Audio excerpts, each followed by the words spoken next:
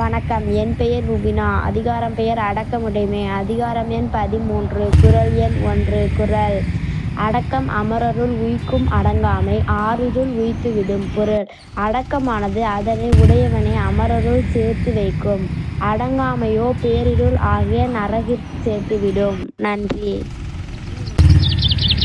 வணக்கம். என் பெயர் முபினா. அதிகாரம் பெயர் அடக்கமுடைமை. அதிகாரம் எண் 13. குறள் எண் 2. குறள்: காக்க பொருளா அடக்கத்தே ஆக்கம் அதனினுங் கில்லை உயிர்க்கு. பொருள்: அடக்கத்தை செல்வமாகப் பேணிக்காத்து வருக. உயிருக்கு ஆக்கந் தருவது அதனினும் மேம்பட்ட செல்வம் பிற யாதுமில்லை. நன்றி.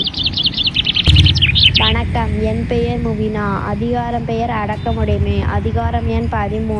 குறள் எண் 3. குறள்: செறிவறிந்து சீர்மை பயக்கும் அறிவறிந்து ஆற்றின் அடங்கப் பெறின். பொருள்: அறிய வேண்டுவன அறிந்து நல்வழியிலே அடக்கத்தோடு நடக்கும் பண்பைப் பெற்றால் அதன் செறிவை அறிந்து மேன்மையும் உண்டாகும். நன்றி. வணக்கம். என் பெயர் முபினா. அதிகாரம் பெயர் அடக்கமுடைமை. அதிகாரம் எண் 13. குறள் எண் 4. குறள்: நிலையிலும் திரியாது அடங்கியான் தோற்றம் மலையினும் மாணப் பெரிது. பொருள்: தன் நிலையிலிருந்து திரிந்து போகாமல் அடங்கி இருப்பவனின் தோற்றமானது மலையைக் காட்டிலும் மிகப் பெரிதான உயர்வு உள்ளதாகும். நன்றி. வணக்கம். என் பெயர் முபினா. அதிகாரம் பெயர் அடக்கமுடைமை. அதிகாரம் எண் 13. குறள் எண் 5. குறள்: எல்லார்க்கும் நன்றாம் பணிதல் அவருள்ளும் செல்வர்க்கே செல்வந் தகைத்து. பொருள்: பணிவாக நடத்தல் என்பது எல்லாருக்கும் நன்மையானதாகும். அவருள்ளும் செல்வர்க்கு அது ஒரு செல்வத்தைப் போன்ற சிறப்பினதே ஆகும். நன்றி.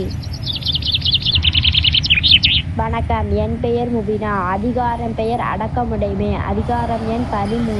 குறள் எண் 6. குறள்: ஒருமையுள் ஆமைபோல் ஐந்தடக்கல் ஆற்றின் எழுமையும் ஏமாப் புடைத்து. பொருள்: ஆமையைப் போல ஐம்பொறிகளையும் இந்த ஒரு பிறப்பிலே அடக்கிக் கொள்ளுதலில் வல்லவனானால் அதனால் எழுமையும் பாதுகாப்பு உண்டு. நன்றி. வணக்கம். என் பெயர் முபினா. அதிகாரம் பெயர் அடக்கமுடைமை. அதிகாரம் எண் 13. குறள் எண் 7. குறள்: யாகாவர் ஆயினும் நாகாக்க காவாக்கால் சோகாப்பர் சொல்லிலுக்குப்பட்டு. பொருள்: எவற்றைக் காக்காதவர் ஆயினும் தன் நாவைத் தவறாமல் காக்க வேண்டும். காக்கத் தவறினால் சொற்குற்றத்தில் அகப்பட்டுத் துன்பம் அடைவர். நன்றி. வணக்கம். என் பெயர் முபினா. அதிகாரம் பெயர் அடக்கமுடைமை. அதிகாரம் எண் 13.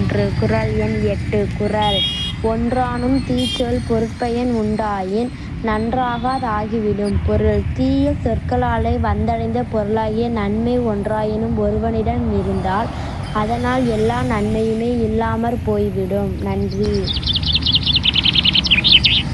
வணக்கம். என் பெயர் முபினா. அதிகாரம் பெயர் அடக்கமுடைமை. அதிகாரம் எண் 13.